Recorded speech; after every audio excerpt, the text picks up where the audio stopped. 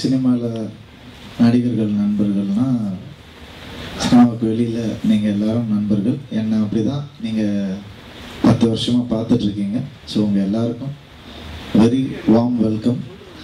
இந்த படம் Romeo Juliet வந்து நான் அதான் சொன்னேன், எனக்கு ஒரு ஃபேமிலி ஃபில்ம் மாதிரி தான் இது.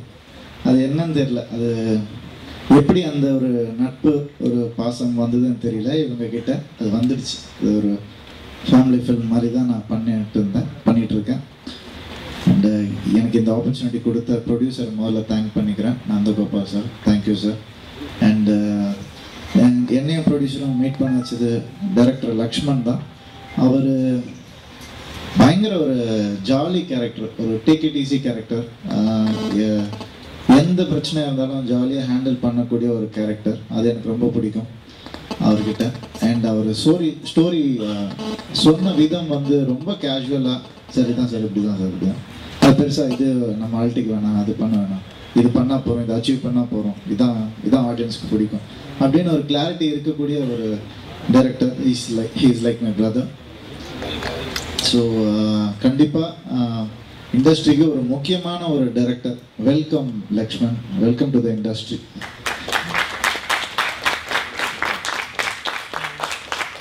ஆஸ் அ டைரக்டராக அவரை வெல்கம் பண்ணுறேன். அவர் விநியோகஸ்தரெல்லாம் இருந்திருக்க, ப்ரொடியூசரெல்லாம் இருந்திருக்காரு. அண்ட் நெக்ஸ்ட் இமான் சார், எனக்கு ரொம்ப ஒரு லவ்லி சாங்ஸ் கொடுத்துருக்காரு. இது வரைக்கும் இந்த மாதிரியான ஒரு என்ன சொல்கிறது, ஒரு ஹைப் சாங்ஸ் கிரியேட் ஆனதில்லை, பர்டிகுலர்லி டண்டனக்கா. அது வந்து இமான் சாரால் தான் possible. Thank you sir, thank you so much sir.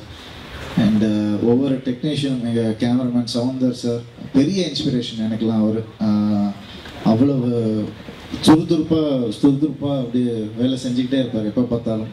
அவர் இந்த படத்துக்கு ரொம்ப பெரிய ப்ளஸ். அவர் ஹன்சிகா தான் ஜூலியட், அவங்க தான். ஸோ அது அவங்களுடைய நேச்சர் என்னன்றது நமக்கு தெரியும், அவங்களுடைய அழகு என்னன்றது நம்ம பார்த்துருக்கோம், அவங்களுடைய திறமை என்னன்றது ரொம்ப நம்ம பார்த்ததில்லை. அது வந்து இந்த படத்தில் தான் அவங்களுடைய நடிப்பு திறமை வந்து ரொம்ப நல்லா தெரிஞ்சிருக்கு. அது நான் ரொம்ப உணர்ந்தேன். நெக்ஸ்ட் பூனம் வந்து கொஞ்ச நாள் அப்ஸ்காண்டாக இருந்தாங்க. ஆமாம், அப்ஸ்காண்ட் இண்டஸ்ட்ரியில் நம்ம தமிழ் சினிமாவில் இருந்து இப்போ தூக்கிட்டு வந்துட்டோம் திருப்பி. ஒரு பெரிய ஒரு டேர்னிங் பாயிண்ட்டாக இருக்கும்னு நம்புகிறேன் இந்த படம். பூனம்க்கு கண்டிப்பாக இருக்கும். ரொம்ப அவங்க ஆல்ரெடி நிறைய ப்ரூவ் பண்ணியிருக்காங்க ஆக்டிங்கில். இந்த படத்துலேயும் ரொம்ப நல்லா பண்ணியிருக்காங்க. ப்ரொடியூசர் சொன்ன மாதிரி அவங்க பண்ணாத ஒரு கேரக்டர் பண்ணியிருக்காங்க. ஸோ நிச்சயமாக நல்லா வந்திருக்கு.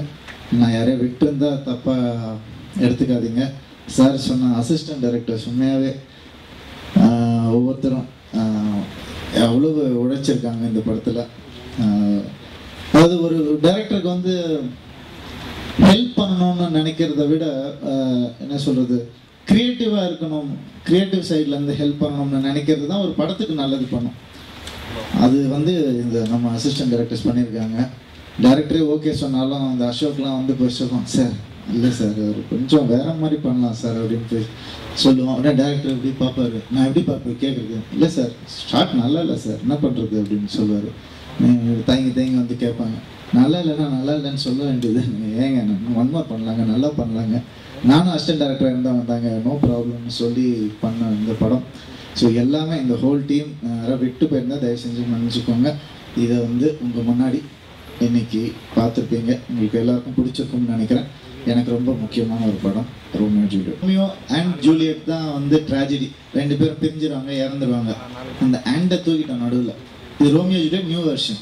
ஸோ அந்த அண்டை தூக்கினால ரோமியோ ஜூலியட்டும் சேர்த்து வச்சுட்டோம் நான். அதனால் இது ஹாப்பி என்டிங் லவ் ஸ்டோரி.